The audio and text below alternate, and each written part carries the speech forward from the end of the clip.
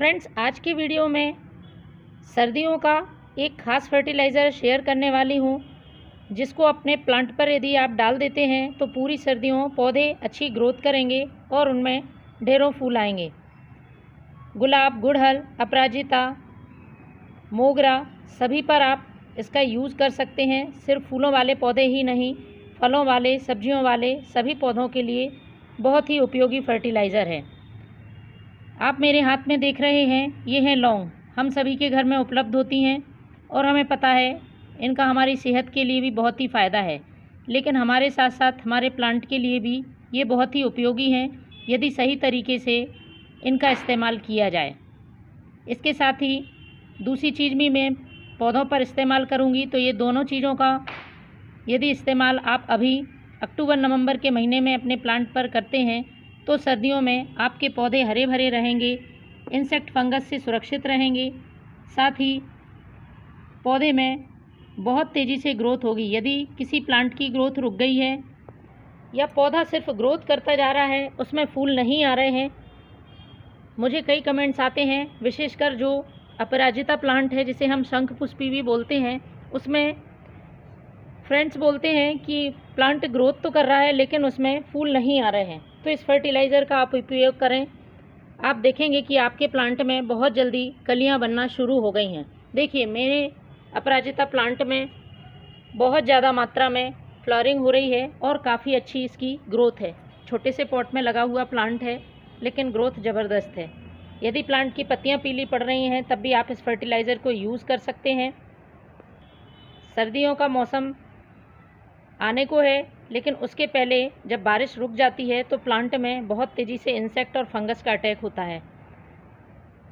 तो बदलते मौसम में हमें प्लांट को इंसेक्ट से सुरक्षित रखना बहुत ज़रूरी है। यदि प्लांट में चींटियां आ रही हैं तो ये फर्टिलाइज़र पौधे के लिए चींटियों से भी सुरक्षित रखेगा। आप इसे अपने पारिजात प्लांट में भी दे सकते हैं। पारिजात का पौधा इस समय बहुत अच्छी फ्लावरिंग कर रहा है, लेकिन यदि आपके पारिजात में फूल नहीं आ रहे हैं तो इस फर्टिलाइज़र को डालकर देखें। जो भी सीड्स वाले प्लांट हैं, यदि उनमें सीड्स बन जाते हैं फ्रेंड्स, तो उन सीड्स को ज़रूर आप हटा लें, तभी प्लांट में फर्टिलाइज़र का अच्छी तरह से फ़ायदा देखने को मिलेगा। ये सीड्स प्लांट की सारी एनर्जी को सोख लेते हैं और पौधे को फर्टिलाइज़र का फ़ायदा नहीं मिल पाता है। तो आप चाहते हैं लंबे समय तक आपके प्लांट में फ्लावरिंग हो, तो ये देखिए पारिजात में सीड्स बनना शुरू हो गए हैं। इसी तरह से अपराजिता प्लांट में भी सीड्स बन जाते हैं, तो उनको भी आपको यदि ज़रूरत नहीं है तो आप समय समय पर हटाते रहें, तो पौधा अच्छी फ्लावरिंग करता रहता है।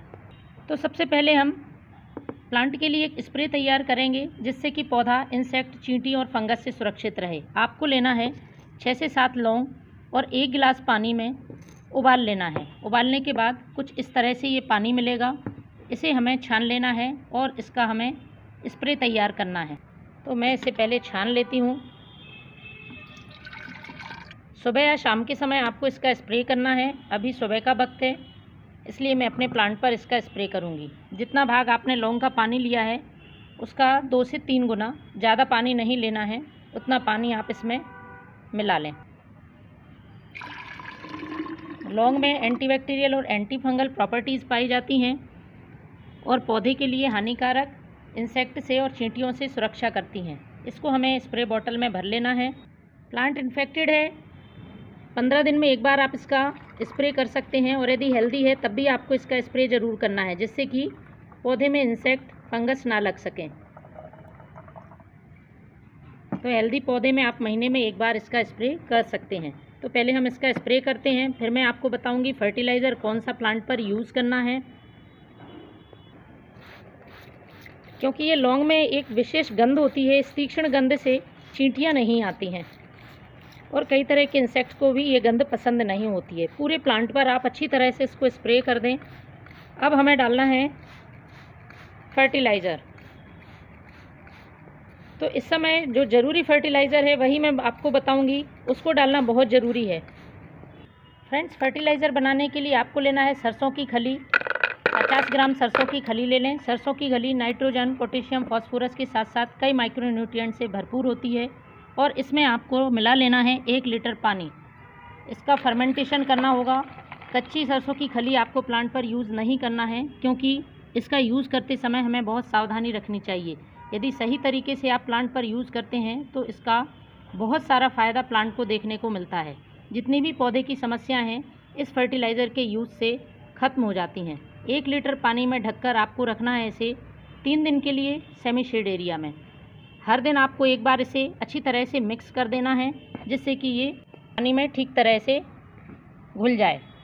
3 दिन पहले फ्रेंड्स मैंने ये फर्टिलाइज़र सरसों की खली का बनने के लिए रखा था। देखिए इसमें वाइट लेयर आ गई है और हल्की सी गंध भी आ रही है। इसका मतलब इसका फर्मेंटेशन पूरा हो चुका है। अब हमें इसे यूज़ करने के लिए डाइल्यूट करना होगा। डायरेक्ट प्लांट पर बिल्कुल भी यूज़ नहीं करना है और मिट्टी को ड्राई रखना है। गीली मिट्टी में आप इसका यूज़ नहीं करेंगे, वरना प्लांट में फंगस लग सकता है। सुबह या शाम के समय करें। तेज़ धूप वाली गर्म ड्राई मिट्टी में आपको इसका इस्तेमाल नहीं करना है। तो जितना भाग आप फर्टिलाइज़र का यूज़ कर रहे हैं उसका 10 गुना आपको सादा पानी ले लेना है। पहले फर्टिलाइज़र को अच्छी तरह से मिक्स कर लेना है। उसके बाद ये 1 मग पानी मैं इसमें डाल देती हूँ और अच्छी तरह से इसे हमें मिला लेना है। चलिए अब इसे हम अपने प्लांट्स में डालते हैं। तो फ्रेंड्स सुबह का समय है, पौधे की मिट्टी ड्राई है। 1 दिन पहले आप इसकी गुड़ाई भी कर सकते हैं। मिट्टी में से कचरा खरपतवार हटा लें और पॉट की साइज़ के हिसाब से इस फर्टिलाइज़र का यूज़ करें। बड़ा पॉट है 100 से 150 ml आप डाल सकते हैं, छोटा है तो 50 से 100 ml डालें। तो महीने में 1 बार इस फर्टिलाइज़र का यूज़ करें और पौधों पर स्प्रे करें। आप देखेंगे सर्दियों में भी आपके पौधे हरे भरे हैं। Thank you.